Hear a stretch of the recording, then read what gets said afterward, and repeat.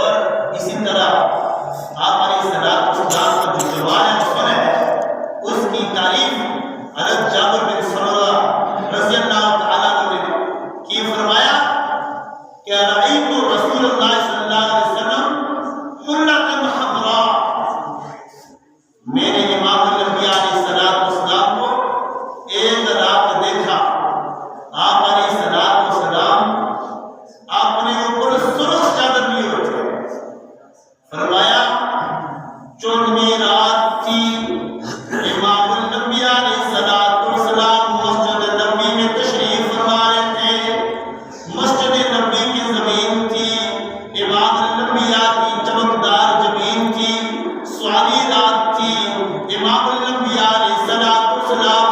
مسجد نبوی کے اندر آرام فرما رہے تھے، آپ علیہ السلام نے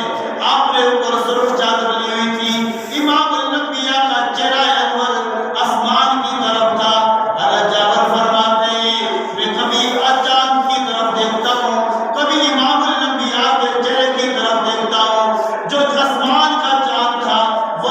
چمک بچھا رہا تھا، لیکن امام الانبیاء کا جو چہرہ انور تھا وہ دمک رہا تھا،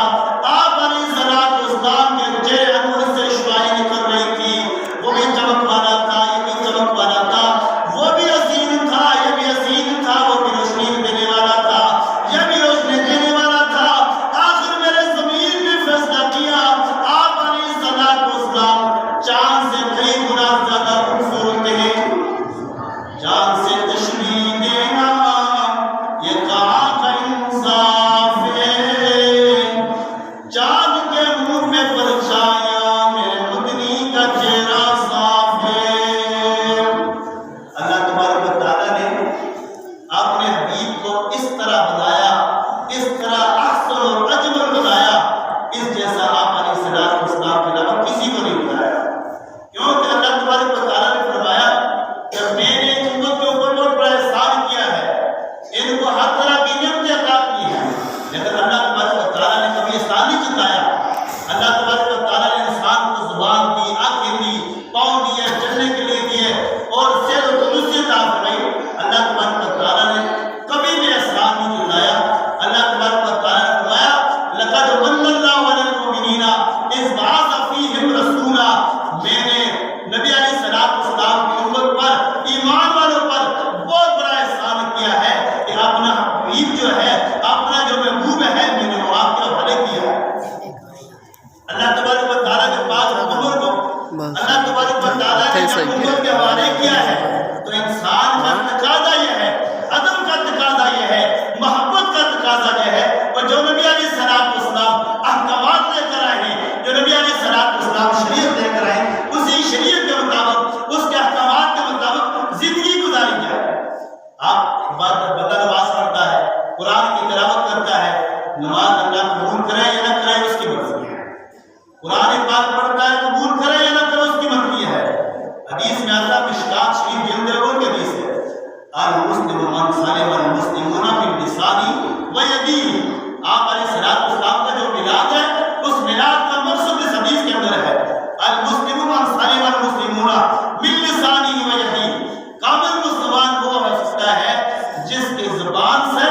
جس کے ہاتھ سے دوسرا مسلمان محفوظ ہے۔ ایک بندہ نماز بھی پڑھتا ہے، صوم و صلاۃ کی پابندی کرتا ہے اور 5 وقت نماز جماعت کے ساتھ ادا کرتا ہے، لیکن اس کا رویہ جو ہے وہ اس کے رویے سے پڑوسی تنگ ہے، اس کے حسن و سلوک سے پڑوسی پریشان ہے، یاد رکھ لینا رب نمازوں کا بھوکا نہیں ہے، رب اس کی نماز کو قبول نہیں کرتا اور رب اس کی عبادات کو قبول نہیں کرتا۔ نبی کی میلاد اور بعثت کا مقصد یہ ہے کہ اپنے آپ کو تبدیل کرنا اور نبی کی شریعت کا پابند کرنا۔ ایک مرتبہ عائشہ صدیقہ رضی اللہ تعالیٰ امام الانبیاء کے لیے روٹی پکائی اور اتنا ہی جو تھا اور ایک ہی روٹی کا جو تھا، عائشہ صدیقہ نے اس کو پیس کر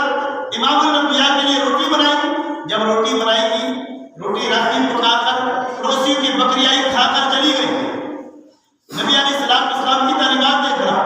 نبی کے عشق کا ہر کوئی دعویٰ کرتا ہے لیکن عشق کو بنانا بڑا مشکل ہوتا ہے۔ نبی علیہ السلام کے عشق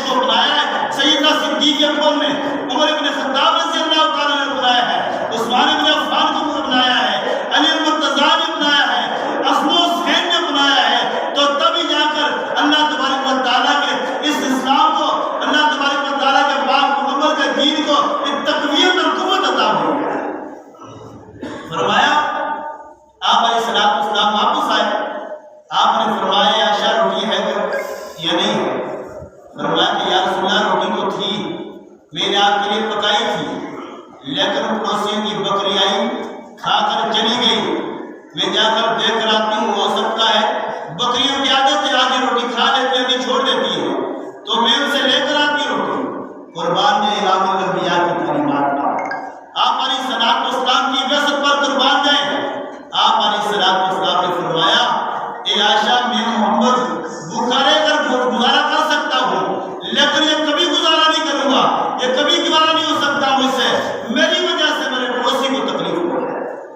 آپ علیہ السلام کی تعلیمات خود بھوکے نہ رہیں تاکہ میری وجہ سے میرے پڑوسی کو تکلیف نہ ہو۔ آپ علیہ السلام کا یہی عالم تھا کہ آپ علیہ السلام نے فرمایا خوشی اپنی غیروں کے غم میں بلا دی، دیا درد جس نے اسے بھی دعا دی۔ یہ آپ علیہ السلام کی تعلیمات تھی۔ آپ علیہ السلام کے ساتھ کوئی ظلم و زیادتی کرتا تھا، آپ علیہ السلام بدلہ نہیں لیتے تھے، آپ اپنی عمدہ اخلاق کی وجہ سے اس کے ساتھ خندہ پیشانی سے پیش آتے تھے۔ جب اس کے ساتھ خندہ پیشانی کے ساتھ پیش آتے تھے، امام الانبیاء کے جمال کو دیکھ کر، امام الانبیاء کے اس کے خل کو دیکھ کر، آپ علیہ السلام کے چہرے انور کو دیکھ کر وہ ندامت ہوتے تھے، ان کا نبی علیہ السلام کا ایمان قبول کرنے پر مجبور ہو جاتے تھے۔ اللہ نے یہ نبی علیہ السلام کو جو تعلیمات دی ہیں، آپ کی جو ولادت کا مقصد ہوتا ہے، سب سے بڑا مقصد یہ ہے، اسی حدیث کے اندر بیان کر دیا ہے۔ اللہ تبارک و تعالیٰ سے دعا ہے اللہ نبی علیہ السلام کی جو بعثت کا مقصد ہے